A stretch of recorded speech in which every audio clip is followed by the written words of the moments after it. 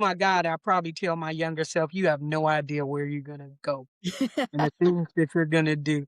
And probably would have not been spending my fund money from per diems and saving it a little bit more for later. Because the other thing is, who knew? Like I said, I didn't know I'd be in this business for 35 years. Who knew that? You know. I mean, that part I would have been like, you have no idea what you're about, the adventure that you're about to go on. You know. I mean, I put it out in the universe, and I said that I wanted to.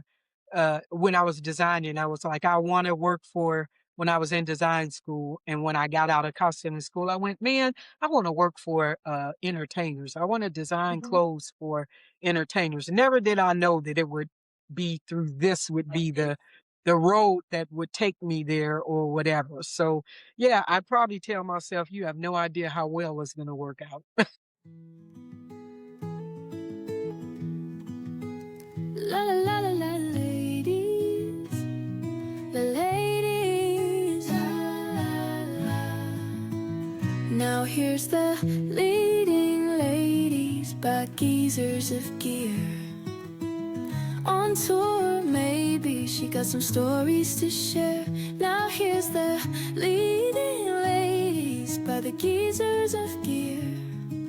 Rock star ladies with some stories to share, because la la la la ladies, the ladies, la la.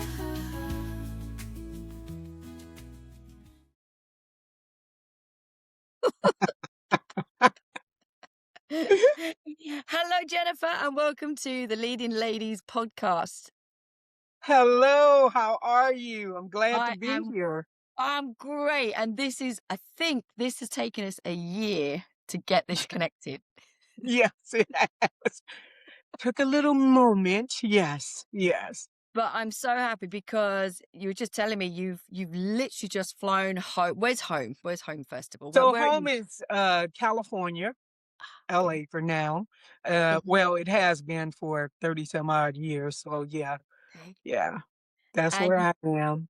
and you've just flown in last night. And what have you been doing? Well, I was out doing Brandy Carlisle, which is brilliant. She is brilliant. The tour is great. So we just finished the first leg, and Mhm. it's really crazy because I took her tour uh, with her schedule that had gaps in it and was like, okay, this will be good because, I can, fill into the gaps or just, do the run the way it is. And Mhm. then it just filled up. And now I'm bouncing between four artists right now in between No. gaps. Yeah. I just finished Brandy, and on the 18th, I leave next week and I go to Barcelona to do Janet for from the 18th until the 26th. I come home on the 26th of March, and then I leave on the 9th of April to go to Japan with Eddie Vedder Oh from my. Pearl Jam until the 26th of April. And then I come back home, and I'm home for I don't even know. I had to put it on a master calendar because I've never even worked for four artists at one time. And then I go out and do three shows with Brandy, and Mhm. then we're done with those three shows, and then I go and do the Chicks from who I worked for 3 years ago. I go and do them June and July, and then start back up with Brandy in August and run her from August until November. Oh Yeah. my goodness. I mean, It's insane. it is insane, but it also that sounds awesome. Like really, It's that sounds awesome. insane though. I've only ever done two artists at a time. And to flip my brain between four, I'm like, okay, who am I doing now? What Yeah. is it that I need to do? Yeah. It's gonna Um, be interesting. for our listeners, what exactly is your role in the music industry? So what Okay. do you do? So I'm called a wardrobe supervisor or a stylist or a Okay. costume designer. It just depends on who I'm working for because I have done costumes for I've costume Earth, Wind and Fire for 5 years. And I also went out and was the wardrobe supervisor and went out on the tour as well. Brandy and I, we were partners in a design team and we would tag team in and out, but we also designed their costumes for 5 years. So it just depends on what the tour is because I've designed costumes for various tours and been on the tour to run it. So when you're doing wardrobe, you basically you go into pre-production and Mhm. everything is set, like especially when you've got a tour that is, if you have a tour that has dancers on it, everything is set in motion, so the set list stays the same, the set is built, the costumes are built and created, and then Mhm. once you're on tour you're just maintaining, which is still a lot because there's laundry and dry cleaning and the Yeah. setup and Everything. people. Yeah. Yeah. Yeah. And people think that you just are doing wardrobe, but way before you get to that, you walk into these arenas and you have to set up the dressing rooms. And you're walking into dressing rooms that are, locker rooms, and they have to be piped and draped. And there's furniture that has to be put in them. And you got to make them homey and you got to make them so that they can do hair and makeup and they can get dressed. It's a lot. Before my day starts at 6 a.m. and will end at somewhere around 1 a.m. the Yeah. next morning. Yeah. Because people think that you're sitting around, eating bonbons and champagne with the Yeah. artist. No, I know And you're not. it's I've so far been on from a the few truth. tours. Lightswitch is a collective of award-winning lighting, media, and visual designers committed to changing how people experience the world. For more than 30 years, we have been practicing pragmatic design. At Lightswitch, we believe it's our responsibility to keep our clients' creative, logistical, and financial objectives in balance. Lightswitch's range of expertise is extensive, from working one-on-one with clients and artists to multidisciplinary teams collaborating on all visual aspects of temporary and permanent projects. Lightswitch creates unforgettable moments and powerful experiences. We celebrate our team, clients, and all of our industry's diverse and talented people. As a part of our commitment to inclusion in all aspects of entertainment and experience design, Lightswitch is proud to sponsor Leading Ladies. But So like far from the truth. you really are like okay, caterers as well, like the first in, last out. Like that is Yeah. literally. But Yeah. Yeah. when you're Pretty on the much. tour, like you said, you can go into an empty room, a Yeah. locker room, and you got to make Yeah. it look nice before Yeah. anybody even arrives. Yeah, yeah. Then you got your And wash. you're shopping, things for the show that you need, supplies that you need, and Hmm. you're dealing with the caterers for the rider that's in the room. You're dealing with furniture people, you're dealing with house cleaning people, and sometimes I get all those people at one time and I'm directing them and I've got 10 different rooms to set up and you're running around going, okay, in this room, I need this furniture. Okay, can you start cleaning here? Can you, it's a lot. It's a lot. It's not for the weak at heart. I tell any, No. I've actually had friends come and spend a day with me to know if they wanted to get into the business. And some of them are like, absolutely not. I had no idea that this is what you had to do. And some of them have said, okay, but I'm like, yeah, because it's not what people think it is. It's a lot of work. Yeah, It's hard work. You've got to be strong, mentally, physically as well to yeah, do it. yeah. Um, And I mean, I was reading, I mean, how did you actually get involved? Like, one, in the touring side, but when did you know you kind of wanted to be a costume designer or just in that industry, I suppose? Yeah, well, I have 2 degrees. I got, Mhm. my first degree was in fashion, Mhm. and so I got my fashion degree in Chicago, and thought I worked in theater and worked for dance companies and stuff, locally and thought, "Oh, okay, this is great." I really thought I was gonna go into theater. Uh-huh. or maybe even movies. And then um, after I had worked for like 10 years in Chicago, I decided that maybe what I needed was a costume theater degree as well to go Okay. with my fashion degree. I really didn't, but at the time I thought You thought you I'm did. doing costumes, I might as well. And so I found a program that was an accelerated program that took 10 students a year. It was only a 1 year program. It was an accelerated program and it was in California. So I applied, I got in, and I went to California, came here and did the program. And in the Mhm. process of me being in that program in LA, there's many costume shops and you build for all of them. You basically whatever comes into the costume shop, you do, whether it's a commercial, a film, whether it's a private client, whether it's an artist in entertainment, whatever Mhm. it is. So we would get all kinds of jobs that would come in.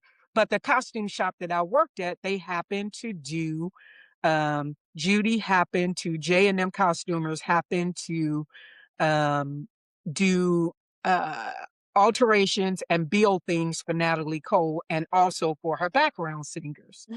So the girl who was her wardrobe supervisor, Laurel Baker, who would come in and out. We would talk all the time back and forth. And she said, "Hey, Jen, do you think you would want to come and, get in this side of the business?" She goes, because Natalie was about to do Unforgettable. Unforgettable album had just come out. She was about to start the tour. And she goes, "I'm going to need a wardrobe person. I'm going to need somebody with skills who can do hand beading, who can sew, who can do all these things."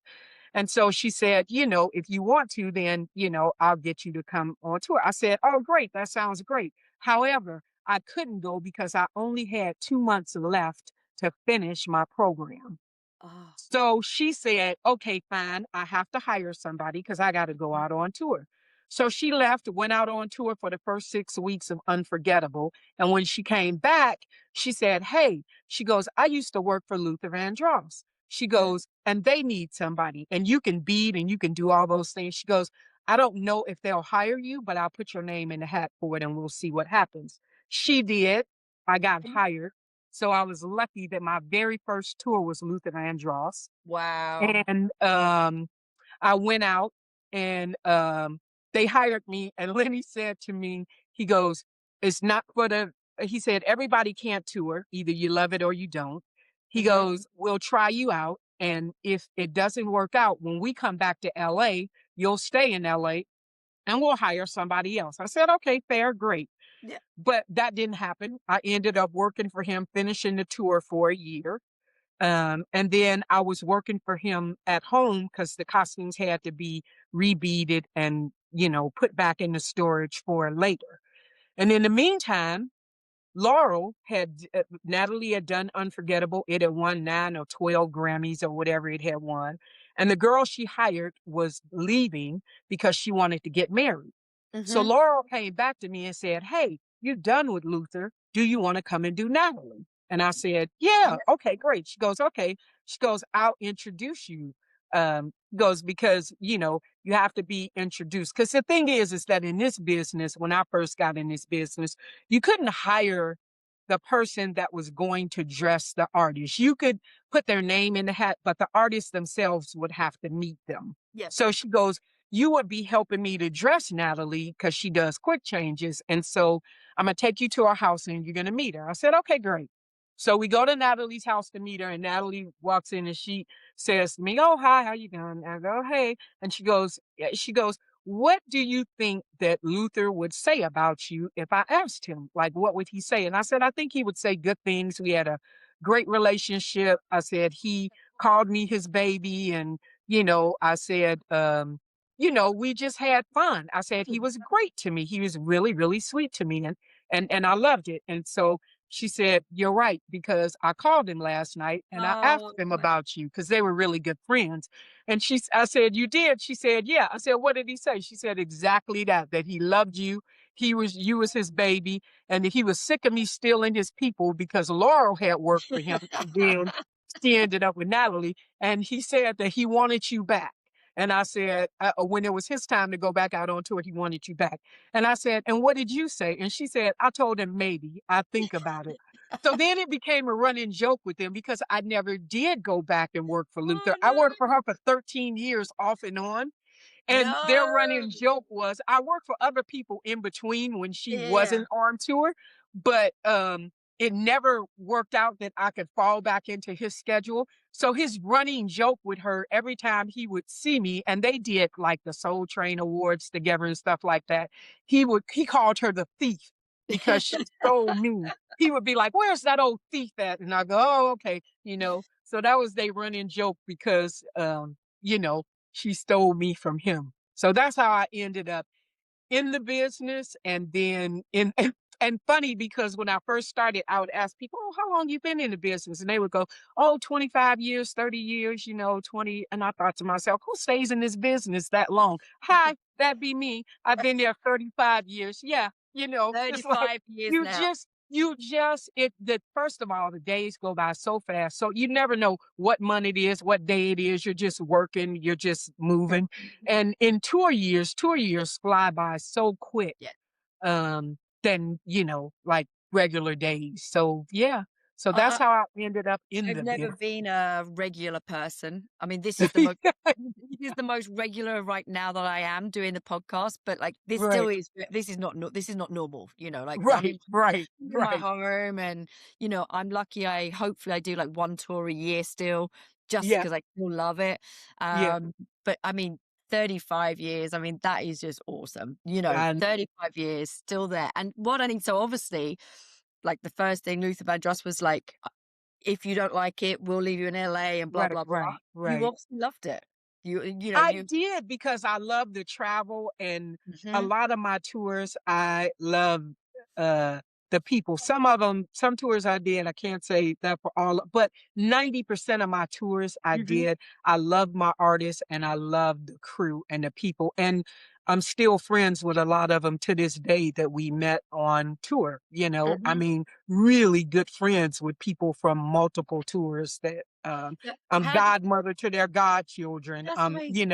We're literally like a touring family of people who met on tour and have, ingrained ourselves in each other's families. So yeah, Because yeah, we've been introduced by, Kristen, Ryden, that's it. So yes, yep. how did you work with her? On what tour was that?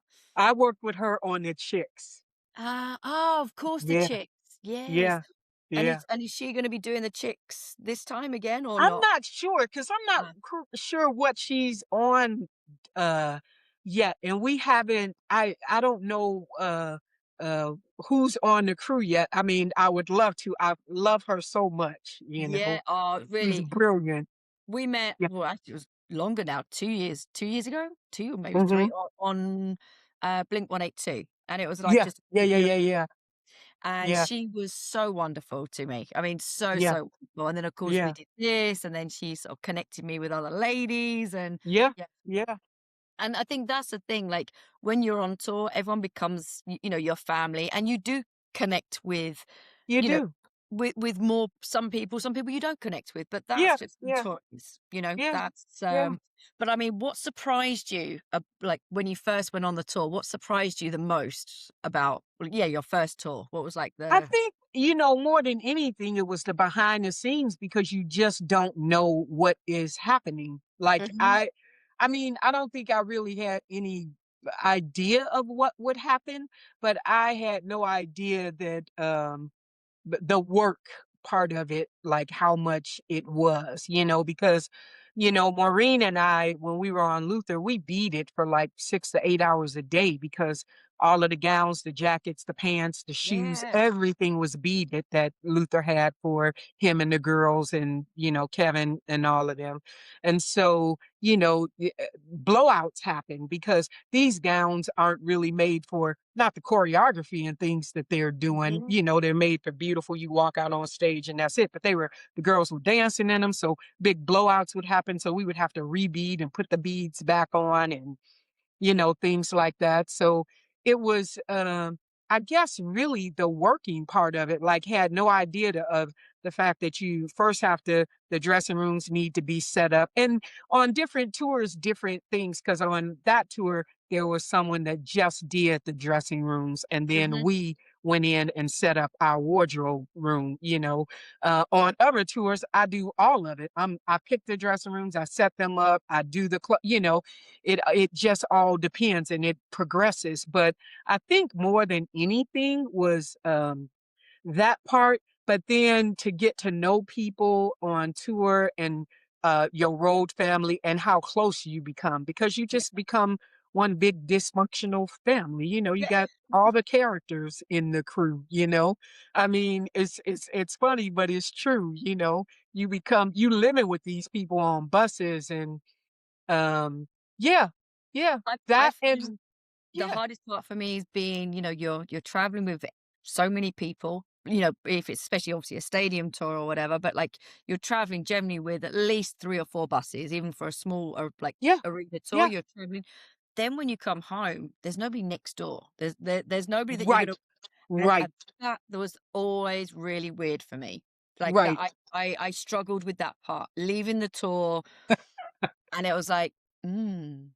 There's Yeah, I'm on my own now. Like, yeah. and I live And on my own as well, though. yeah, yeah, yeah, and that's how when you get home, you like, okay, after a while, you get antsy and you're ready to go out on another Yeah, tour yeah. because you're like, okay, I'm done. And the other thing that surprised me, I always say this to people, I go, okay, so you get per diem. So per diem is like your play money, because you get Mhm. it every week. And I said, you'll go and you will buy when you're on tour, you'll go and you'll buy a shampoo or conditioner or some type of lotion or something, and then maybe you don't like it and you spent money on it, like it didn't cost $5, you spent money on it, you're like, I don't like it. You'll leave it in a hotel room and be like, it can be, I don't care, I'll rebuy it. When you get home and you're off tour and you no longer have PDs, you are buying Suave shampoo and conditioner for $2. You are squeezing the last drop out the bottle, and you would be horrified to think that you would just be like, I don't like it. Whether you like it or not, you're going to use it to the last drop. I go, it's a whole different, when you're on tour, it's hard to explain the mentality to people or the bubble that you're living in. It It really, really really is a bubble that you live in, that when you're out in the real world, it's totally different, you and know? I don't know about you, like, I don't think not so much now, but years ago, I used to get given like, basically an envelope every week, and that was your Yeah, PD. So I was just like, yeah, this is free money." it So then is. It yeah, is you just because used you to get go the free spend it money. and like, Yeah, "Oh, yeah, but yeah, my wages are going into the bank account, so, like, yeah, this is play money." And then you didn't exactly. care.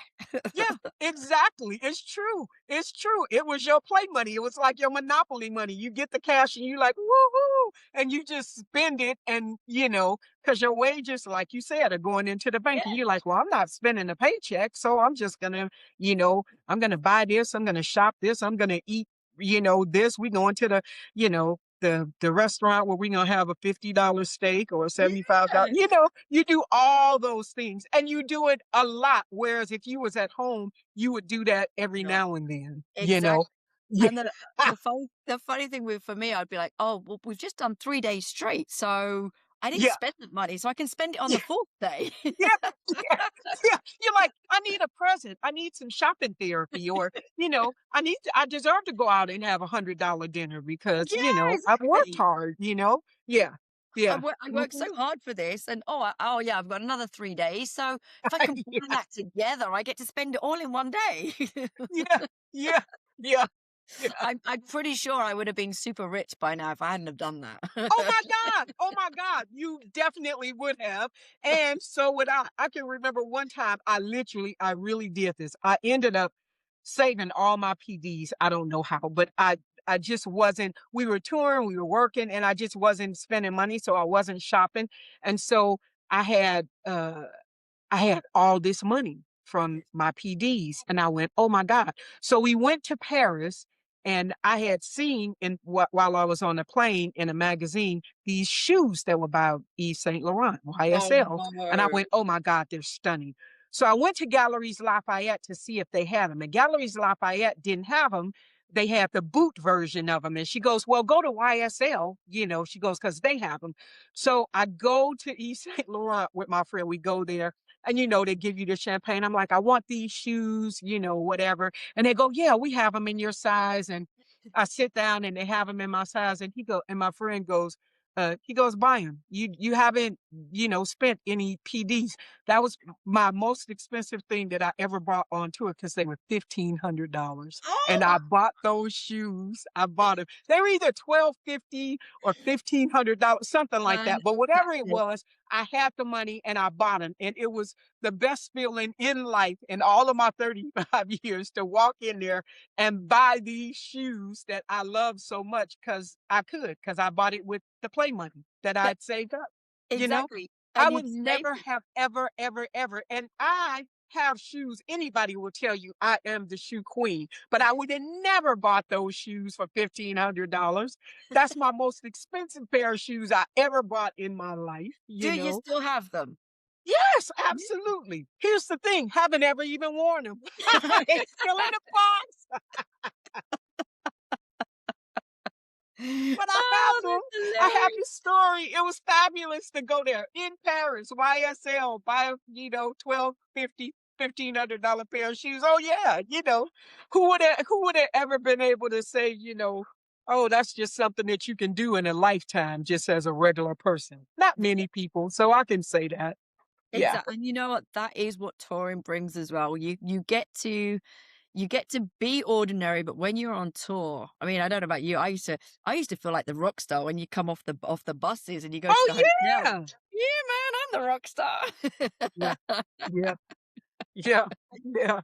It's true because you get to do things that I always say, people go, what's your favorite country? I go, I have been to so many. I'm blessed to have been to so many countries, like I've been to India, I've been to China because I went there with Yanni and I did a video with him at Taj Mahal. Like, I Mhm. am so grateful and happy for the things that I have been able to do and the countries that I've been able to travel to. I've been to the Great Wall of China, Yeah. been to,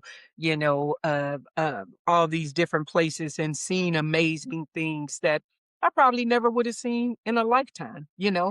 I mean, the Taj Mahal, incredible, just, things that you wouldn't get to do in an ordinary life. I mean, some people, in a lifetime, maybe they'll go to Europe or go to some Yeah. place in Europe and do it. I've been to Japan 12 times and I'm Yeah. about to I go love back. Japan. I've been Oh, to I love it. Barcelona so many times. I love it. So, those aren't things that a regular person can say. So my experiences on tour, when people say, oh, but you say it's a job and it's hard work. It is, but for me, that's the perk, that's the upside of it, is that you get to go to all these countries on somebody else's dime and stay in fabulous hotels and do this whole thing. The downside is that you miss your family, you miss family events because you're touring and, you miss the weddings, graduations, the funeral, family things or life at home. But the upside is, you get to travel and see the world,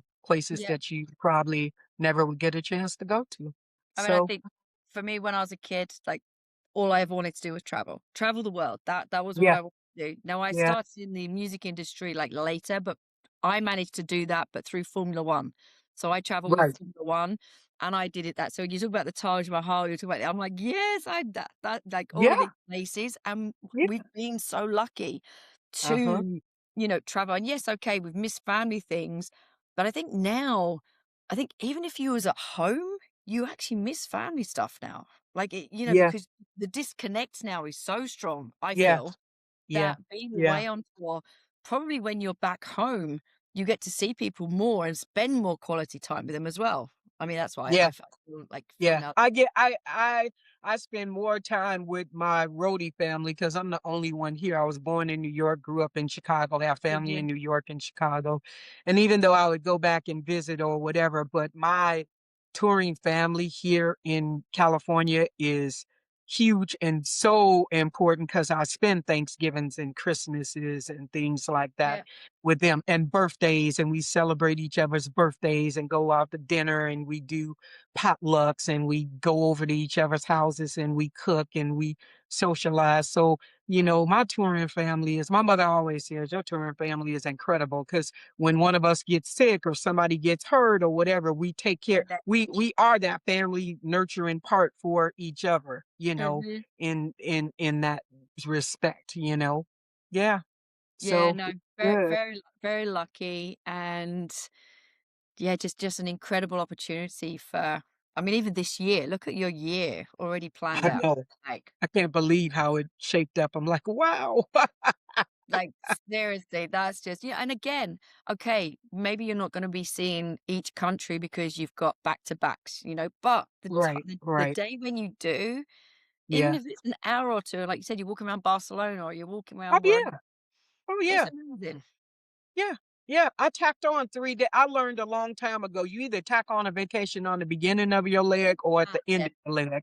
So I'm going to be in Barcelona 3 days prior to us starting to work with Janet. So I get my 3 days to go and look at things that I've seen in Barcelona before. Like I want to see the update of the cathedral, the Yeah. Gaudi No, Cathedral. I want to go back for that. So yeah, so I tacked on my 3 days for that sole purpose for me to be able to get to see things, or I'll end up packing on days after a leg of a tour. Like we end Brandy in Lisbon, so I'm probably gonna stay in Lisbon some days after, and hang out. It's Well, because that's what you do. You already there. yeah. Well, if you've I live in Crete, so I live in Greece. So Ah, if you're okay. ever that way, come and see me, okay? I will. I definitely will. That would be great. I know people think I'm crazy when people go, "Oh, I'm off of Facebook." I'm not. I go, "I'm not," because that is my connection to my friends around the world. And when they come in the States and they can come and hang out and see me or come to my house, or I can go and visit them or see them, I go, that's my connection. Like Yeah. last time I was in Europe, I went to go see my friend in London. She lives in a suburb of London, and her husband had just bought this country house, and I went and stayed, like 4 or 5 days with them before I left to start. As a matter of fact, it was the chicks tour before I started the tour with them in Oslo, and her kids. So it was great. And hopefully on this next leg with Brandy, I'm going to be able to go and see her at her new house where she's by the water now and she's had another Amazing. baby. So it's those kind of things that I love, that I can go and visit my friends in other countries. Exactly, Yeah. and like I said, not take have 3 days at the beginning or 4 days, whatever you Yeah. can do. I mean, I've had so many people come over and they're like, and especially because often they're on their own to start off Yeah. with at the end. Yeah. Yeah. Like, "Sarah, can I come and see you?" It's like, "Yeah, of course, you know that, Yeah. always." And Yeah. that's we don't know each other properly, but come over. Yeah. Yeah. Yeah. Yeah. Well, that's how you end up being knowing people properly. You're like, yeah, we hung out, yeah, it's friggin' brilliant. That's one of the other upsides of being on a tour, because you meet people from every country all over the place, because it doesn't matter where you live. The crew is a mix of everybody, and it's really, really good that when you can, meet people and hang out with them. It's brilliant. It's absolutely brilliant. So I have to ask you, so you're going out on with I didn't realize Janet was touring again, I have to say, so I'm sorry, I didn't realize that she was touring. Well, Um, she finished her residency. We finished her residency in Vegas in September. And right. then we did like a one-off in October, November, and December. We did one gig. We did Yamava at the end of December, right before New Year's. Mhm. And now she's gonna do this in Barcelona. And apparently she's gonna do a run in Japan from like the 16th and but 6th of June, I think, until the 16th, but I can't do it because it's smack dab in the middle Yeah. of me finishing the Chicks and going back to Brandy. So is it So just in Barcelona? You're not doing like a little European leg with her. It's just something in Barcelona. I'm just gonna do, because this gig in Barcelona is a one-off. It's for an insurance company. It's one show. It's 60 minutes. It's no changes. No. Just the Oh four wow. dancers. The boys take off parts and pieces of their costume, but no mega quick changes or anything. In, out, over. Yeah. Because that's what I was gonna ask you, like, you've obviously had many, like, quick changes, like, how do you act under pressure from that, helping, artists change into, like, these quick change. Because it becomes like a dance, really. Mhm. That's how you end up doing, that's why you do dress rehearsals in Yeah. pre-production to iron out the kinks, because a lot of times they may have a quick change in somewhere and it might be too short, so they have to add in more musical notes or whatever. Because Uh, Janet had one of those where we had on one of her tours that I did, because I did two of her tours. I did uh, State of the World and Unbreakable, but on one of them we had a quick change with the girls, and they had it was so quick. It was like a it was the fastest quick change ever. It was like I think it was like 20 seconds and we added 10 seconds so it could be 30 seconds or whatever, but it was so fast, so quick, and it just becomes a choreography. You just get it down, and like I said, that's why you do it in pre-production and you do dress rehearsals so you can figure it out and know because as if you well, I need mean, to. obviously the artists are Yeah, performing outside, but then when they go backstage with you, yeah, you just said yeah, you're choreographing how you're gonna yeah, do this quick yeah, again. yeah, Now I yeah, get I mean, what's yeah. the craziest, like, say, quick change or just craziest, yeah, yeah, a craziest change? Like, it could Quick be. ones, all of them. I mean, are some of them are just, crazy, but some of them, what you have to do is they underdress an outfit, and then they have another costume over it so that it can break away really fast. Mhm. But, um, more than anything, the malfunctions of quick changes or whatever. I remember, so many just stories about Natalie, and I mean, one time she had, food poisoning, and we were doing a Hollywood Bowl, and she would change gowns throughout that run, of her set, and she couldn't because she had food poisoning, and literally, she would run off stage, throw up in the bathroom like I'm Oh, holding her gown. She was having food poisoning. We'd wipe her mouth, redo her makeup, and she'd go back out. She had to go back out in the same gown throughout the whole entire show. They never knew that she had food poisoning. She got through that whole show. One time she had a cold, and she was like, I'm gonna do the show. It was for Mardi Gras, and we were mhm, doing Fat Tuesday, and she did it. And then we flew home the next day, and she went straight to the doctor because her ears were killing her or whatever. And the doctor was like, are you insane? You could have burst your eardrum. She was just lucky that she didn't burst her eardrum, but she was one of those that no matter what would happen, she would, she could work through it. She would get through it. And Tina, one time Tina, we did Tina, I did her last tour, and Tina, we dressed her, and she had this outfit, the one from Thunderdome, right? And it was mhm. this heavily beaded gown, and we had replaced the zipper like a couple of times because it kept like opening up. But we finally realized that it was because the beads were so heavy and it was rolling out. But at this particular time, the first time it happened, we hooked her in it, and she had this big, the big Thunderdome wig with the hair down her back. But she was such a trooper. She was like, we were like, oh my God, it had a hook at the top in it. We go, oh my God, it split. But she was such a pro. She was like, it's fine. The hair will cover it. And she flips her hair back and she goes out, and we just start laughing because she was such a professional. She was like, whatever, nobody will ever know, which they didn't know that the whole back of the dress was even open, and we had to fix the zipper. And Natalie was famous for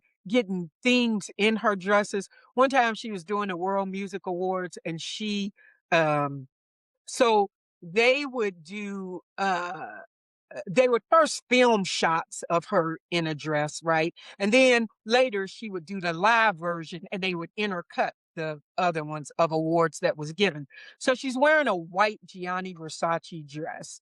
And she goes and she does the part where she films, and she comes back, and we take the dress off, and she sits there, because it was going to be a couple of hours before the show starts. I get her dressed again. She she's in the dress and she's done her makeup and her hair. And she goes, I'm going to go into the makeup room for a minute. So I go, oh, okay. So she goes over to the makeup room and I walk to the door and I come out and she's standing there and she's talking to Celine and she's got her arms crossed, and she's talking to Celine and then Celine goes away and then she uncrosses her arms and she looks down and she's got makeup, right? Down the front of her dress on both sides. And she goes, oh my God, Jen, what are we gonna do? And I go, we, there is no we. I used to always tell her, how is there a we? There's no we. Me, I'm gonna have to fix it. I'm gonna have to fix it. And she goes, oh my God, what are we gonna do? I need it for the laugh thing. And I go, oh my God. Well, the thing about this dress is it was made out of viscose. So I couldn't clean it with just clean it with water and a stain remover because it was going to it would leave water spots because it was viscose. I couldn't clean it with dry cleaning fluid with the pickering because it would dry and not leave a water spot, but it was going to be yellow. So I had to pick my poison. So I picked the pickering and I take it out and pray. And I'm praying that it is going to not turn yellow. No, it turns yellow. And I go, what would possess you to do makeup on your arms? And she goes, I just thought it would be a little glitter or whatever. I'm like, I'm going to kill you. And so I do the pickering and it turns yellow. And I run over to the makeup room and I go, I need your white powder. Can I borrow your white powder? And they go, yes. And I take a clean makeup brush and I paint the dress white over the yellow stain so that she can go and do the live part of the show. And it works. And then she goes, my girl, I knew you could do it. You give me a heart attack. You drive me insane. She was like, For a minute, but I you thought you always said can that you fix thought it. we could do it. And I'm like, of course I can fix it because, yeah, I go, there's no we. And she goes, there is a we. I screw it up and then you fix it. I'm like, yeah, that's about the we. It was always something with her. One time she was at Radio City Music Hall and Radio City Music Hall has a curfew and you can't be late. Every minute that you're late, it's like $5,000 for the first minute and then it goes up to 10 every minute after that. Oh, So we had gotten this dress, me and Laurel, I'm on to with Laurel, and she gets this brand new Fabrice dress, and the dress comes in and it crisscrosses. Well, Laurel didn't realize when she unpacked it that they had left the hooks and eyes for her to sew them on. She thought they were already on. So she's screaming at me on the radio because I've gotten the band and the backup singers, they're on stage or downstairs getting ready to go on stage. And she goes, Jen, Jen. And I go running in Nat's dressing room and Nat standing at her makeup mirror with her hands on the makeup mirror. And she looks up and she goes, Laura goes, oh my God, we got to sew these hooks and eyes on, and they're going, there ain't going to be no time. We're going to be late. It's going to cost us money or whatever. And Natalie looks up at me and she goes, what are we going to do? And I go, I'm going to stitch you in this dress and I'm going to cut you out when it's over with. So I go, Laura, thread needles. And I stitch her in the dress, crisscross the strap, stitch her in the dress. And then we walk out, we get in the elevator and she looks at me and she goes, my girl. And I go, you are going to give me a heart attack, because these things would happen to her. All the time. And she go, what are we going to do? And every time I would go, okay, I'll fix it. And she would trust that it was going to happen. And she made it on time and never had to pay the curfew. So many stories of zippers that unzipped or broke and she had to, it was hilarious. Or I spilled red wine on my white coat. no. Can you fix it? What? And she always would go, Jan can do it. She can fix anything. And I go, I'm going to keep with you. Yeah. She was hysterical. She was known for I'm like, I'm just going to kill you. Yeah. Well, they certainly keep you on your toes. Yeah. She did keep me on my toes all the time. All And I the time. bet after gigs like that, you certainly slept well on that bus. Oh, telling you. Yeah, for sure. For sure. Yeah. And I was looking at something else from you. You've also done like costume archiving as well. Tell me about Yes. that. That I Yes. was So I so. archived Lady Gaga for 6 years. Um, And what does that and mean? that was crazy because it started out as a fluke. So she, at the time, um, she had probably been out for maybe like 3 or 4 years. And in the beginning, she was this kooky, crazy artist that would wear these kooky, crazy costumes, and everybody thought Mhm. she was going to be a flash in the pan, right? And so when every tour would happen, they would send the costumes back to the warehouse and they would just store them. They were unmarked, whatever.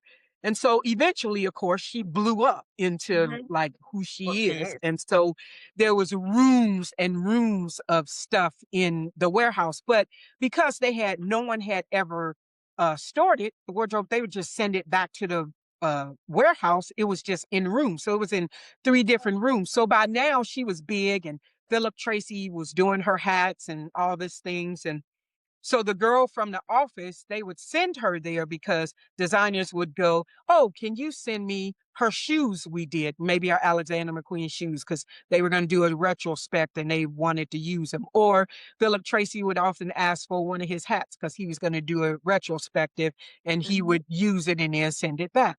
And so, um, uh, uh, Melanie would always come to the warehouse and she would look for it, Mandy, she would always look for it. And then it would take her 2, 3 hours to look for it. So the last time she came, she said to Manny, who ran the warehouse, it was his warehouse. She said, this is crazy. I need somebody to come in here and organize this because it's madness. And it takes me 2 and 3 hours to find something. Do you know Mhm. anybody? He said, "Well, I got a friend, Jan, who's a wardrobe person, and she'd be the best person for the job because she can organize it for you." So I get with her, I talk with her, I talk with management. They go, "Okay, great. You can do it." So I go, "Okay." I have them move all 3 rooms of the stuff over to the bigger warehouse at uh uh LAX because there were all these empty rooms. And so I go, "Okay." So then me and Mindy first started doing it together, and it was a huge undertaking. I mean, we didn't realize it was so much stuff. And Mhm. so then I first started doing it, and then they loved it because I was creating these rooms of like almost like museum rooms. They Yeah. were, because I would have everything. Things were put under glass, things were put in beautiful boxes. Everything was listed, what tour it was, who designed it, what show she wore it for, whatever. Eventually, I ended up hiring 5 other people as a team because we had to take pictures, um, of them, shoot them, and we ended up with like 10 rooms in that warehouse. It looked like a museum. You could walk through it and see all Wow. the fabulous gowns and everything through uh, the team that I created to do it. And we actually had enough I really wanted to tour it. She had enough things that we could have toured sent one tour out in Europe and sent one tour out in America and crisscrossed them. But her father didn't believe that anybody would pay to see it. And I was like, "Are you They crazy?" would. Of course people would. She's got fake They would love to see these gowns and dresses. And we also had created, because my photographer at the time, the pictures were so good that they were uh, a picture book quality. I mean, we could have made a beautiful tabletop Yeah. book of the costumes and everything because the pictures were shot to be so amazing. And I put together this team that I had an amazing photographer.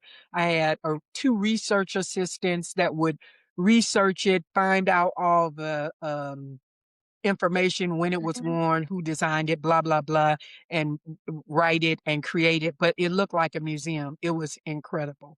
So I So did that for years. is Yeah. that is it still there now? Like, are all the It's in another warehouse now, and he didn't think it would ever. She bought 2 collections, like the Daphne Guinness collection and the Mhm. Michael Jackson collection, which I archived both of them, but Uh, he wanted them in a vault never to be seen. no. So now, yeah, and her iconic things, it broke my heart because it would have been an amazing thing. Oh Amazing. my goodness, seriously, Yeah. like, that would have been, I mean, to be And honest, people that did see it when they came down they just thought it was unbelievable because it was. It was like walking through every room one was of Daphne Guinness, one was of her iconic themes, one was walls and walls that I had created of all of her dancers stuff and their shoes and, Oh, even you yeah. know, one it was 13, I think it was either 10, I think it was 10 rooms we had, 10 rooms that were every room was different and set up like you could walk up and down the aisles. I'd put, you know, shoes and stuff under, you know, plexiglass and yeah. Yeah, yeah, Looked yeah. like a museum. Yeah. Yeah. And have you done it for anybody else? I did Bruno Mars. I started Bruno Mars in the beginning, and then I started Rihanna. And it's funny because every time I started doing them, and I had started doing this back in when I first did Natalie Cole because um, Laurel and I cataloged all of her stuff, which is why I knew how to do it because we cataloged all of Natalie Cole's stuff. Mhm. So uh, that's how I knew how to do it because I had cataloged all of her Laurel and I had cataloged her things, and it was like a 26-page book. So we knew where everything was, what it cost, everything. So but yeah, it was a business at one point. I did Bruno in the beginning, and I think they dismantled all, or just for Rihanna, they just left it as it was. It was funny because they loved it when I first did it, and then they thought, oh, they could get anybody to come in cheaper and do what I did, and everybody bailed on them and said, I can't do what she did, you know, like they tried, but no. And Yeah. so, you know, consequently, uh, none of the rest of Rihanna's stuff was ever archived, only what I did. And none of the rest of Bruno's stuff was archived, only what I created, you know?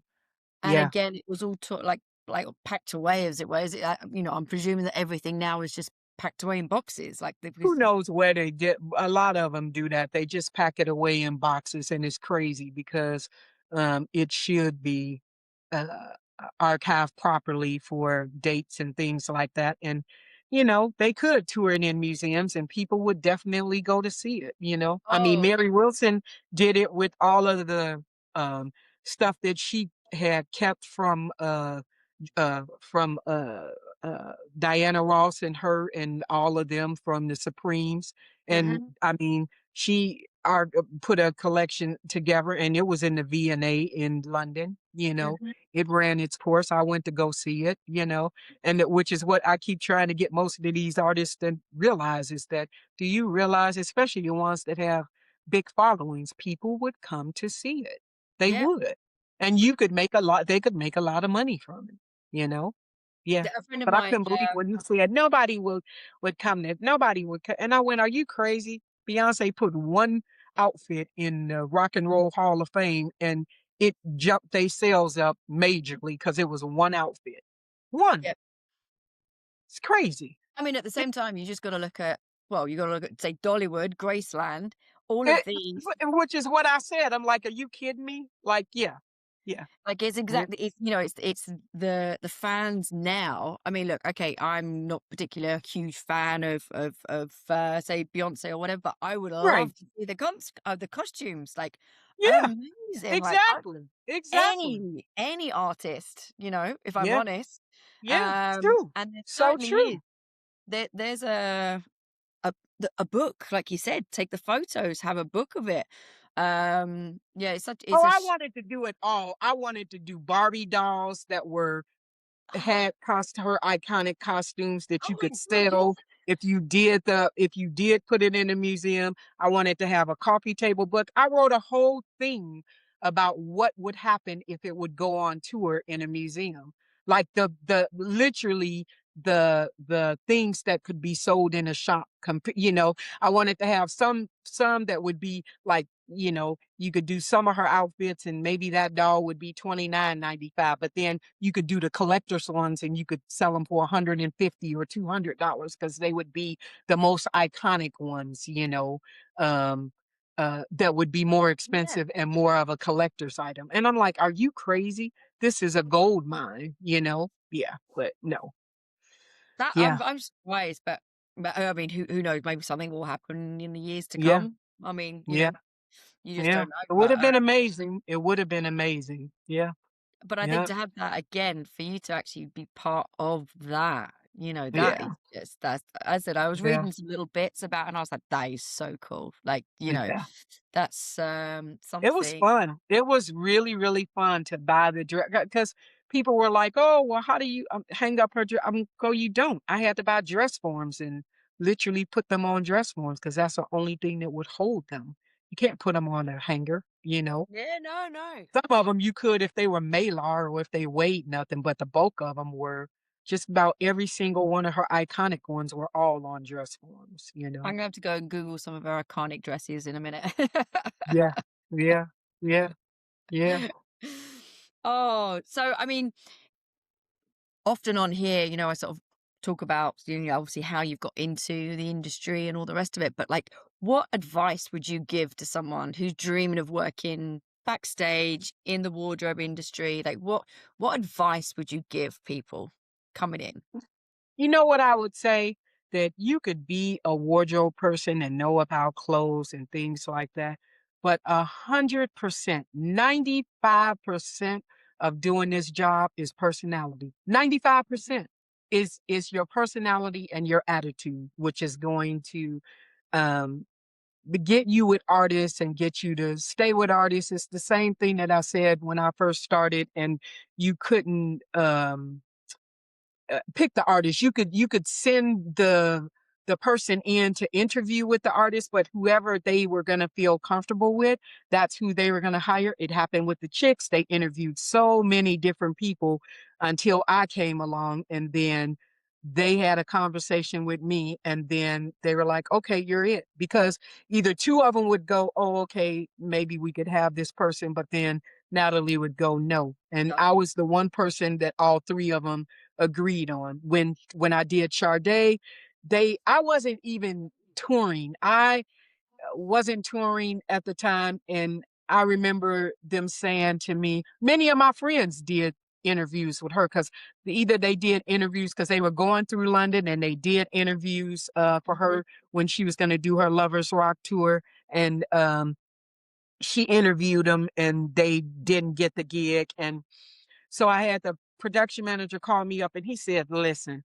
he goes, "Your name has come." He goes, "Sade is looking for a wardrobe person." He goes, "And she's interviewed so many wardrobe people." He said, "Your name has not come back to me once, not twice, but at least 4, 5 times." He said, "So I'm calling you to see if you would even take the interview." Mhm. And I said, "Okay." He goes, "Well, I'm going to set up a phone call with you with her assistant, Lynn, first. And Mhm. then if Lynn thinks you should move forward, then she'll put you in touch. You'll do a call with Sade." I said, "Okay." So I'm thinking, whatever, all right, okay, I'll do it. So I had my interview. I had my phone call with Lynn, and Lynn goes, "Oh my God, Jen." She goes, "I think Char's going to love you." She goes, "I'm going to have you do an interview with her phone call." I go, "Okay, cool." So they set up the phone call with me and Sade. Um, and we're talking, and we end up talking for like over an hour. Hang Wow. up the phone. Mhm. Next day, Haas calls me and he goes, "I don't know what you did or what you said." He goes, "But batter up, kid. You're it. She picked you." That And is I went, awesome. "What?" And he goes, "Yeah." He goes, "What in the hell did you all talk about?" He goes, "I heard you guys talk for over an hour." I said, "Honestly, we talked about all kinds of things. We laughed a lot, but I said we didn't wardrobe was not even really a part Mentioned. of it. We were talking about other things and we were laughing, and we were always laughing." And in her video, Lovers Rock video, you hear me and her talking and conversating, going, and we're laughing all the way to people always go, "Jen, did you do that interview?" And I go, "Yeah." And they go, "But we don't see you." And I said, "Because Sophie said, 'Jen, do you want to be seen?' And I go, 'No, don't film me. You can have my voice or whatever, but I don't want to be seen going to stage or whatever. So you can hear me or hear us laughing because I'm always laughing." Even with Tina, they would say to us, the stage manager and Malcolm and Berger would say to me all the time, "What are you all doing in that quick change booth? Because every night you all are in hysterical laughter when she comes out of that booth." And I go, "If I told you, I'd have to kill you." But yeah, no, it's, it's just about, you just have fun. And the number one thing, you need to put that artist on stage in a good mood, in a good mood. Yeah. Yanni gave me, I mean, he gave me the biggest bonus he'd ever given a wardrobe person because he goes, Jen, you kept me in a good mood, laughing hysterically. And our thing was we told colorful jokes. Not now, back then that was fine, but now it would be like, oh, you can't say that, because everybody's offended. But it was a joke. It was always a joke about, there was a priest and a preacher and and a rabbi, and they did, nowadays that would be a big thing. Or there was a Greek, a black, and a Jew, that would be a big thing now. But we would tell these colorful jokes. Our thing was, he goes, listen, we're gonna tell each other jokes. He goes, no harm, no foul. If it's gonna be offensive, or if you think it's gonna be offensive, then we won't do it. We told hysterical jokes. So many is such just rude, loop. They were great. And he would go out on stage. He told his new manager, he goes, oh my God. He goes, how much we laughed. He goes, one time she told me a joke. I literally ran out on stage and I still was belly aching laughing. And I was supposed to be sitting down he goes, I still was laughing from that joke. It's true. We had fun. And I think, yeah, 90% of your job is your personality. Skill set, Mhm. you can have skill set, but I know people that are in this building, in this business, that are wardrobe people that's got about as much personality as a brown paper bag. And then they want to know why they don't keep gigs, and people because you're Debbie Downer, because you want or you complain, or because you're just not, your energy is not good, you know? I mean, I laugh all the time. I mean, I have to seriously be upset about something or pissed about it. I laugh about everything, even because that's the only way you're going to get through it. As you well know, touring is tough, and you always going to be thrown some monkey wrenches, whether the caterers aren't good, the people that are doing furniture are screwing up, or there's something that you don't have that you told them that you needed, and then they didn't get it, and you got to pull a rabbit out of your butt, and you got to get rid of all the little brown spots. It better be white and fluffy and no brown spots. Mhm. I always say if I did my job sometimes the way people do their job, I wouldn't have a job because, I'm required to have X amount of things. I make things happen. They have to happen. So Yeah. yeah, I think that's like the biggest thing. You got to have a good attitude. And if you don't want to do it, don't shake hands on the deal. Honestly, Yeah. you can't shake hands on the deal and then cry about it later. You know, you And better I think ask for what you want, and energy, I mean, you got back last night, okay? Even today, you're just full of energy. You're full of just a beaming smile. That for me, like this has been great. And I was gonna say about like the balancing of basically like burnout and all the yeah, rest of it. I don't know how you feel about it, but when I'm on a tour, really, it's like if it's a week, if it's 2 weeks, yeah, 2 months, however long, I will keep that up. And yeah. when I finish is when I'll Yeah, crack. absolutely. 100%. Yeah. 100%. Because when I come home, then I need a massage and a manicure and a pedicure. Now I Mhm, got to do some self-care, and I need some quiet time, and I need to go to the movies, and I need to do mhm. some dinners, and I need to do a whole regroup and regenerate so I can get ready to go back out on the tour. You just need to do a little self-care, and you're like, oh, okay. Because when you get home, that's when you collapse and you go, okay, I'm gonna sleep for 12 hours. I'm gonna, you got to do the self care so you can get back on that Mhm. horse, and, Is there anything on a tour that you do, like, say, as self-care on when you're on a tour? Is there anything that you do necessarily for you? yeah, I do massages if I can get a massage Yeah. or a body scrub, or something like that. I absolutely do it. If I can do Mhm, it, yeah, I'm doing it while I'm on an off day or whatever. If I could set it up and have it, I absolutely will. Yeah, mhm. for And, sure. like, what was it, like, I mean, you started when did you start with Luther? 91, in the 90s, basically. 91, 91. 1991. Yeah. So, like, what was it like as a lady working backstage, like, in the 90s? Oh my God, that was so different because in the 90s, in the beginning of touring, there weren't that many females on tour. Either Yeah. if there were, you were the wardrobe person, you were maybe the hairstylist or the makeup artist, and maybe a production assistant. But there were not women on lighting crews. So like just No. like on Brandy, I just went out. We had like 6 or 7 girls that were on lighting and sound crew, and Wow. you now have female lighting engineer, which Mhm, you never had before. Or and I have yet to come across a female sound engineer. They all still were men. So I was always on a bus with all men, all mhm. men. It was all men. And if there was another woman, like I said, she would probably be the production assistant, and she was on the production bus. So it was 2 of us, and that was it, you know.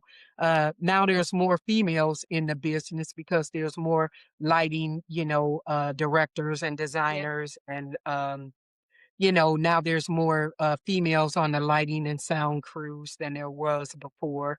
Yeah, but unless you were on a wardrobe crew where you had a bunch of dancers, then you would have more female wardrobe people. But in the beginning, you were mostly guys, you know?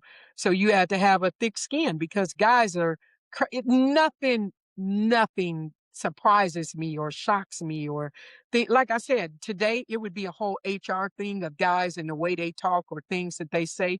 And not that they would even mean them mean or it was just them. But you had to have a thick skin. You couldn't be like, oh my God, I can't believe you said yeah, no. No, No. and nobody got time for that in rock and roll. Ain't nobody got time for that. Ain't nobody got time for no tears or whatever. You better suck it up and keep it moving. And, the other thing in our business, like people would go, what if you get sick? I go, what about it? You better put on a mask and keep it moving. There's no such creature as a sick day. There's no such creature as an off day. I mean, I Unless you're remember dying. yeah, I had tonsillitis, and we had 3 days off, and so in the 3 days, of course, I wasn't contagious. They sent the doctor in, but way back then I was working for Natalie. And then the next show day I had to wear a mask and do my gig. Unless you're dead, that's the only way you can, then you're going home, But but we worked through everything, a broke arm, a leg, I was a just gonna say, sprain, I've yeah. whatever it is, you still got to do your gig. There is no such creature like a regular job when you get sick and go, oh, I'm just not going to work today. No, not gonna happen. Not gonna Doesn't happen. happen. Yeah, don't happen. That's There's the no things that people don't know. there's no cover, but the funny thing is that we all managed to do it. Yeah, yeah. Like, I don't, Unbelievably, we managed to do it. It's crazy when you think about it, how we managed to do it. Yeah, and yeah. I've seen, especially like there was a friend of mine. She was dressing room, but she had she broke her leg, but she's walking around in a cast. She's Oh, yeah. she's like, I said, surely that's not good. She said, I've got 5 more gigs. I've got to finish it. Like, Right, right. that Our was it. lighting director, she broke her ankle and she was on one of them little scooters. She just had to put her knee up on the scooter and she just scoot around the thing until it healed on Pearl Jam. Yeah, you do what you gotta do. Like Yeah. nobody, you got a cut, a bruise, they stitch it up and you hop in and you use your crutch and call it one. Yeah. I always, but this was back in Formula One, but the whole hotel was a very small hotel in Austria. Hmm. We were basically, it caught fire. So we were all part of this hotel fire, and we all got evacuated. We're all in, like, just down pajamas and all stuff like this. This happened at like 2, 3 o'clock in the morning. Well, by 6 o'clock in the morning, the fire was out and we'd been taken to another. And the team principal was like, "Well, it's like qualifying day. We've got to go to work." So basically, Hmm. everyone was Hmm. like, "Oh yeah, okay." So we got back, got our clothes. I mean, they just stank. Some of them were black. We Yeah. just everything stank, and Right. everyone just went to work. If that Yeah. was a normal person, they'd be like in rest and like care for the Exactly. next like 2 weeks or whatever, Exactly. 3 weeks. No, the show Exactly. must go on. And the things that happened. One time we did a show at Fiddler's Green. I forget what state that is in, but a storm came in. It was a sunny day, beautiful. It was an outdoor arena. Hmm. Doing Natalie Cole, and she had an orchestra, like a local orchestra that we would get every show. And so a storm came in. So the orchestra had to, of course, take all the instruments because the wind and the rain would damage the instruments. So they took it away, and the storm was still happening or whatever. And part of Fiddler's is covered, and then of course the whole lawn isn't. But people were standing out there with umbrellas in the rain or whatever. So Natalie went in to her musical director, Charles. I never forget, he came in Nat's room. He goes, the storm is, still going on. The orchestra definitely cannot play because they cannot play, with their Yeah. instrument. So Natalie goes, okay. She goes, well, how about it'll just be us, the quartet, you and the quartet, and we'll Mhm. just wing it. We'll just do a jazz thing. We'll switch it. And so Charles goes, okay. She goes, okay. She goes, tell the band I'm coming in their room. So she goes into the band room and she goes, look, guys, do you think we could do this? We could wing it. We could just do the whole jazz set. They were like, yeah, they were stoked. They were stoked. They were like, yeah, yeah, yeah. So I remember our production manager and our stage manager, they went out, they cleaned off the stage, the water, everything. And so the storm had subsided, and uh, Natalie's chair was there, and he walked her out with an umbrella over her head because there was still some drops or whatever. And she sits down on the stool and she said, listen, she said, we had a whole different show planned with the orchestra and everything, but clearly that can't happen. And she goes, but I'm not going to cancel this show because if you guys can stand in the rain to I can see me perform. sing, then I absolutely can sing. So she goes, it's going to be me and the quartet, and we just gonna do things, and maybe you guys can call out a request or whatever. It was one of the best shows she Oh, I ever bet. freaking did in her life. They had so much fun, the quartet, because it was so spontaneous. She'll look back at them, and then one of the guys would go, oh, let's do Orange Color Skies. Oh, great. And then she would do that. And then she'd go, what do we do now? And then they would say another song, or she would say, hey, let's do it. They go, good, and they'd follow her. But it was probably one of the best shows she ever did. I loved it because she just was like, here we go. And they did that, and it was phenomenal. People gave them a standing ovation. She got, a great write up because it was crazy. She was like, I'm not canceling this show, which is different from the young kids these days. They'd have been Yeah. like, oh, yeah, we're done. No, she was like, absolutely not. But that's that generation will never say die. And Yeah, they, no, yep, you know, and it is definitely a generation thing now. I mean, yeah. have you had any mentors as well? Like, like throughout is there someone that you can say, actually, you helped me at the beginning? Oh, it's Laurel Baker. Laurel Yep. Baker is my mentor and my hero because if Laurel had never, she was the one who asked me to come and do Natalie, and I ended up going to do Luther. But when I went to go and do Natalie with her, Laurel taught me everything that I know in the business about doing presentation for artists, about doing floats for artists and doing them in foreign countries and converting the money and showing me how to set up dressing rooms and why you do the things you do. Like you Mhm. never put them in a doorway, you put them so that if the door opens, they aren't seen doing hair and makeup or getting dressed. All these things. If it was not for Laurel Baker, I contributed her with my career and learning me and teaching me how to be the best that I can be because even when I go in and do new artists, because with Brandy, this is their first arena tour. And so they were used to doing everything on their own. So they didn't even think that my position was a needed position because they steamed their own clothes and they did this whole Right. thing. And now since I come along, they go, oh my God, we never knew. They were like, Jen, it's amazing. And I'm like, yeah, because here's my thing. Laurel taught me this. You could take some shit and put it on a platter, and as long as you dressed it up well, even though it was smelling, if it was pretty, it will be accepted. Mhm. It's all in presentation. It's all in the way you set things up and make it happen. The way you set up a dressing room beautifully, or way you uh, uh, give them their setup for their hair and their makeup and situate their clothes and put things out so that they could get them. They should be able to go into a room and feel comfortable and get dressed and get ready and only have to deal with preparing to go on stage. So if it wasn't for Laurel, I don't know, even in the wardrobe people that I have run across. They're not, and it's not that I'm bragging. I'm good at what I do because Laurel taught me, Right. but I've run across other wardrobe people that are not as good as me and not as meticulous as I am.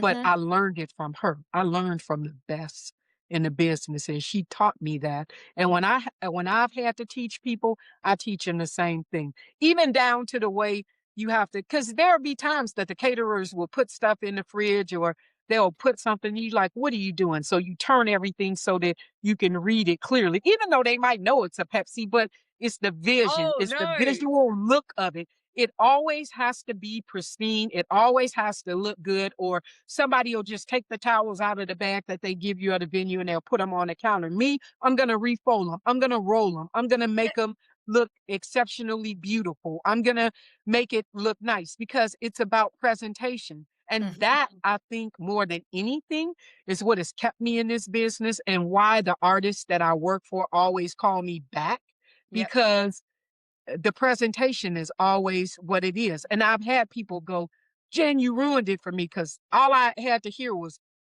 Jen Jen didn't did do it this. like this. Jen did it. And I'm like, look, I told you to begin with. This is what you need to do. I'm like, this is why my artists always want me to come back. I mean, they feel taken care of that way. That's how you nurture them. That's how you take care of them. I think you personality, and you got to have a nurture in nature, I because often everybody don't have that. Yeah, I often on here talk about, how say you or how I've been on the tour or something of the feelings.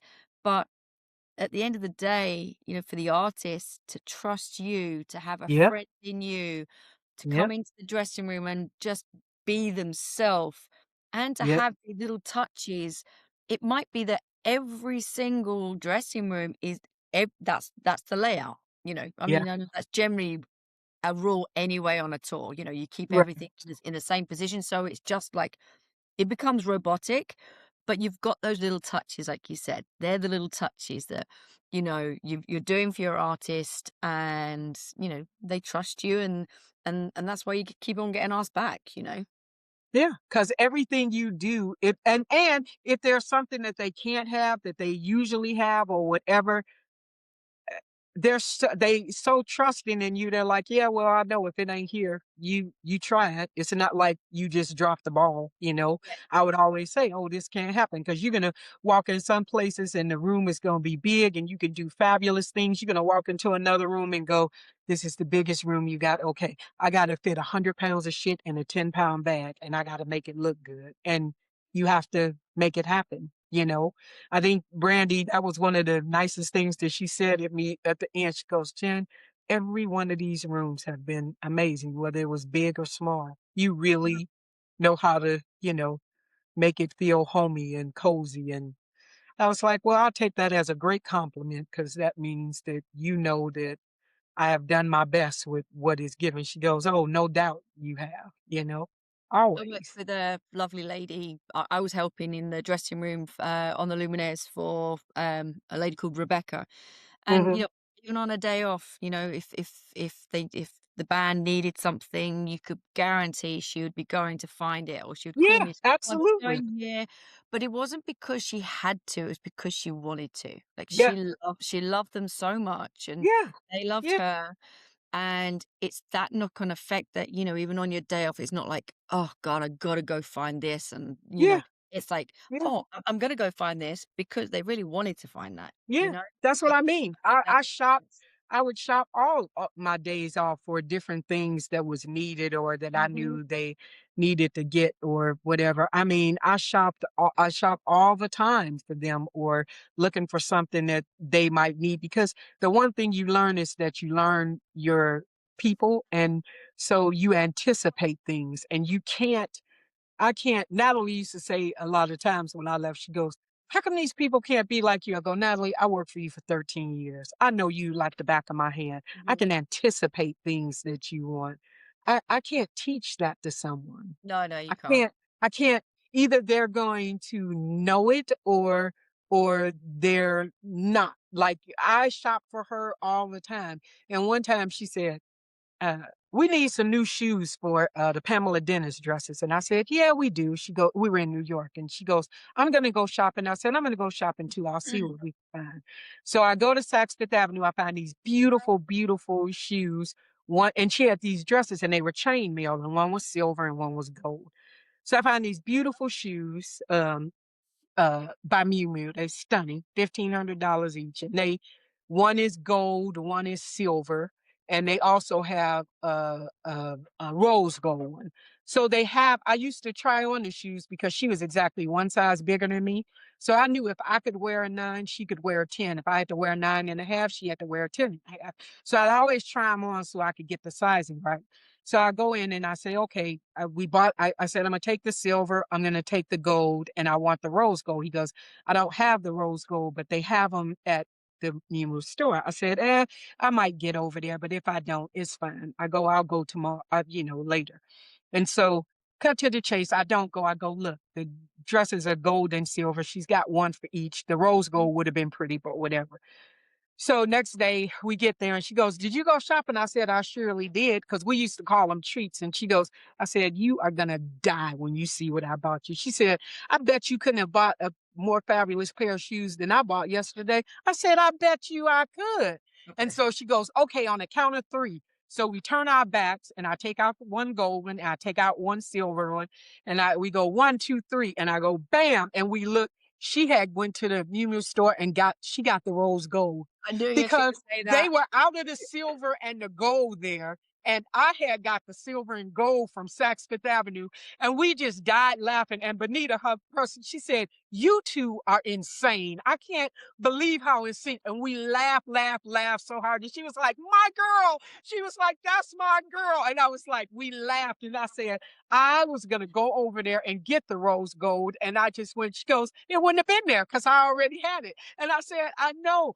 She said, they were telling me to go to Saks Fifth Avenue to get the silver and the gold. And I was thinking, well, maybe I'll go over there. And we just laughed. She had all 3 and we were going to buy all 3 anyway.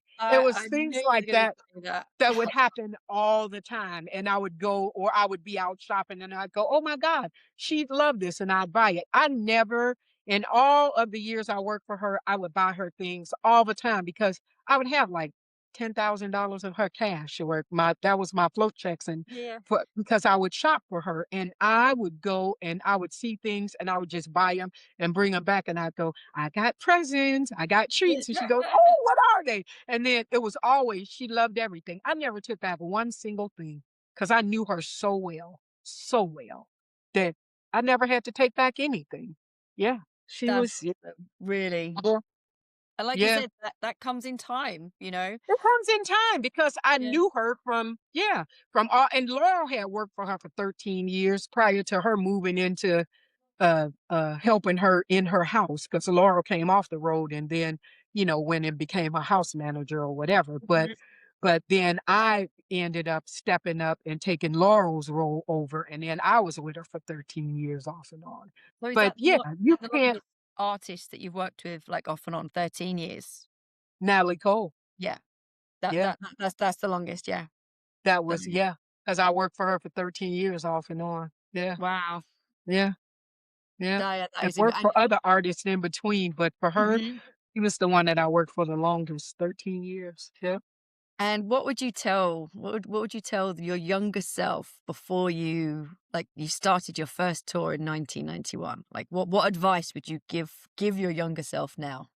Oh my God, I'll probably tell my younger self, you have no idea where you're gonna go and the things that you're gonna do. And probably would have not been spending my fund money from per diems and saving it a little bit more for later. Because the other thing is, who knew? Like I said, I didn't know I'd be in this business for 35 years. Who knew that? I mean, that part I would have been like, you have no idea what you're about, the adventure that you're about to go on. I mean, I put it out in the universe and I said that I wanted to, when I was designing, I was like, I want to work for, when I was in design school. And when I got out of costume school, I went, man, I want to work for entertainers. I want to design Mhm. clothes for entertainers. Never did I know that it would be through this would Like be this. the road that would take me there or whatever. So yeah, I'd probably tell myself, you have no idea how well it's going to work out. Because I imagine, like, if you started in theatre, I mean, really, I know theatre is Yeah, still, I mean, fantastic to be working in theatre, but at the same time, it's still, to me, a normal job. You know, you go yeah, there, yeah, you go there for your evening, you're in the same place. Like, that would yeah, still drive me crazy. So yeah, touring, yeah, yeah, that's yeah. the buzz Theater and is good only because you can and working for the dance companies was good because you could live out your fantasies, you could do them as far as you want for yeah. whatever dance company you were doing or whatever, and, yeah, and that's, great, but like you said, there wasn't gonna be I mean, yeah, uh, um, in theater, plays and things, they travel, but they just now started traveling. For the most part, you would be in the same place. And even if you did travel, you wouldn't be going to Europe. You would be in just US states mostly, moving from one to the next. I would have never been able to see the countries that I've seen Even if doing that. I start a tour and, you've got the rehearsal period, that Yeah, could drive me crazy because it's the yeah, same place, same yeah, this, same yeah, yeah, that. yeah, You know, yeah, I said, I'm yeah. surprised I'm lasting as long as I am, in this remote job now. Right, right, right, right. But I do get Yeah. to move around a bit still. Now, what changes, if anything, would you like to see in our industry better support like mental health or diversity or just any change? Is there anything that you'd like, you know what, I would love to see this happen in the future? Well, you know what? There's a place called the Rhodey Clinic that I love that they just started that's brilliant. And they started Okay. it for mental health of roadies, period. And it's in Mhm. Michigan. And Courtney and her husband started this thing, and it's absolutely brilliant. Um, and they're a charity that I go to because when COVID happened, they were they had got a grant, and so they were giving people in the industry chunks of money to try to help them through COVID. And so they formed the Rotary Clinic, and now it's up and running. And I give money back to it because they gave money to me, like a continual donation. But they're brilliant because they deal with mental health. Like you could call them, and they're good for roadie resources and things like because a lot of roadies, if they don't have medical insurance, like one of my Yeah. friends, her husband, he was a video guy. He got sick, couldn't work, didn't have insurance. I put them in touch with the roadie clinic so that they could help get him um, different resources for different things to help them out to make it, make their ends and stuff meet. And that's what they do. And the roadie clinic is brilliant. Oh, I'm Uh, gonna have to and Google them because I'm really I love to promote, we've got like different various sort of mental health things going on, like with the podcast. And I always like, yeah, yeah, yeah, yeah. I've actually not heard of the Rotary Clinic, I'll be honest. So I'm definitely going to look at that. Get in touch with them, and I will send you a link for them and tell Courtney that I sent you, Fantastic. Or maybe, because they're absolutely brilliant, and it's so needed because people don't realize, people assume because we work for entertainers, granted, we do make a good salary because it's better than, being a grocery store bagger or whatever. Mhm. But I think people think that we make the amount of money that an artist make, and we like, no, we No. don't make that amount of money. We do a good wage, but at the end of the day, we still have to pay for our own medical insurance and things like that. And so And when trying we to don't plan work, ahead, and you have to like save so much of your money until you get the next tour and all of that. I don't think they think about that because it's not you can work for artists continuously, but not all of them are going to pay you retainers. I would wish that a lot more of them would pay retainers in between breaks or whatever. Mhm. They usually will if they're on a tour for a year, but I wish they would pay retainers if they know they're going back out the next year.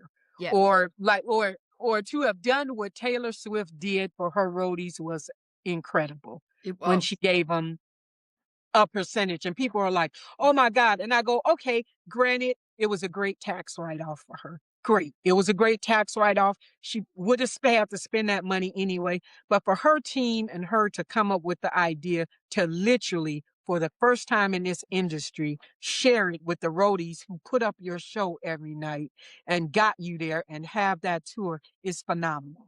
Yeah.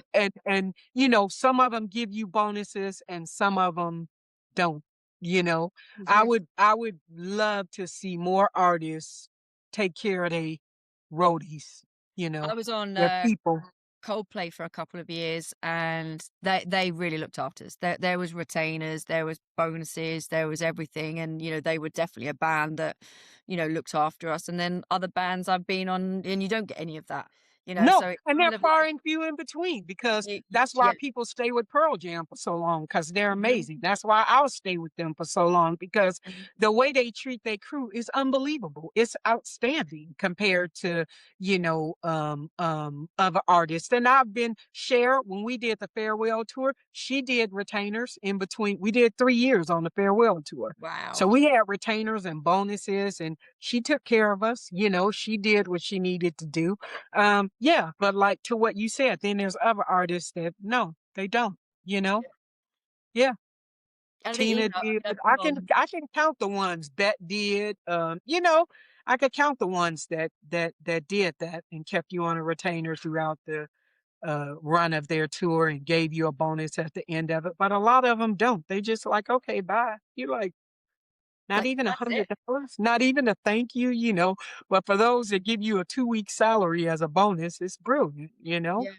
Yeah. And it's just, obviously, you don't expect it, but when you do get it, it just You're makes you go, grateful because it's a good yeah, thank you. You feel like, yeah, okay, they appreciated me. Yeah. Yeah. yeah. No, For sure. exactly. Yeah. Well, this has been so, so great. I can't believe it. It's been an hour and a half now. This is like one of my longest. Oh my God. I'm so glad that I finally got to talk to you after a year of us trying. But So maybe you can connect me with Courtney because maybe she'd like I to come on will. and out. I'm gonna connect you with Yeah. Courtney. I'm gonna send you her information. Yeah. I'm Yeah, gonna that would send be it to you. amazing. Yeah, Um, I'll email you her information. Yeah, and for as I sure. said, if you ever are a loose end in Europe and you got a few days, you just fly over to Crete and I'll look after you here. Okay, I definitely will. Look, I'm the person that would show up. Hey, I'm coming to town. And I don't say it if I don't mean it. So, Me you neither. can When come I would over tell here. people that, I go, trust me. I'm telling you, come to my house. Come. We'll meet. I'll take you places. I'll do whatever time span you got. That's what we'll do. Because I have another friend in London. Every time she comes here or I go there, if nothing else, we will go and have a meal together if we don't have time to spend a whole day. We will at least do that. And it's brilliant, you know? Yeah. That's the way. Well, Jennifer, thank you so, so much. You And are welcome, I, Sarah. It's I, been a pleasure. I Yeah. cannot wait to meet you in person. I really I know. I'm looking forward to it. I'm looking forward to it. And I'll definitely send you that link because you're going to love the Roadie Clinic and what it's about. And you can read the whole bio and you can talk to Courtney. You're going to love it. You're going to love amazing. what it's about because it's all about us. Somebody did something That for us. really, Finally. that's exactly. And as I said, I love having that, people like that come on the podcast. Uh-huh. I'm trying to actually there's another lady, she does therapy on tour, and Hmm. I love what she's doing. And I've been Yeah. trying to get her on for the last, I think, probably even 2 years now. I've been trying to get this lady on, and finally she's like, she was really nervous, and she Hmm. was, oh, I don't really want to come on the camera. I said, don't worry. She's like, Yeah, yeah, yeah. Yeah. now she's like, maybe. So I'm like, okay, come on, let's talk about this stuff because I'm a believer in talking. Funnily enough, Yes, um, absolutely. Absolutely. you know, Absolutely. and sharing the experiences which you've done. And as I said, when I was like reading up on you, I was just like, I can't wait to talk. Thank you so, so much for doing this. And yeah, Thank you. It was so much fun, and I'm so happy that we finally did it. Yeah. me Yeah, too. for sure. Okay, bye. Bye.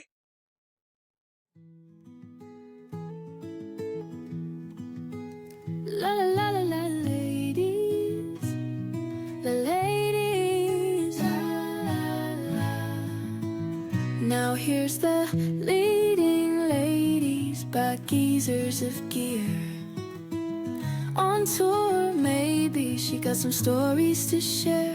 Now here's the leading ladies by the geezers of gear.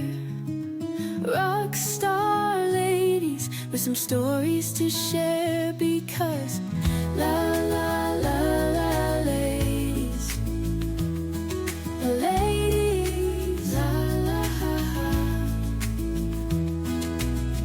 la la la la ladies, yeah she's a ha. Now here's the leading ladies by geezers of gear.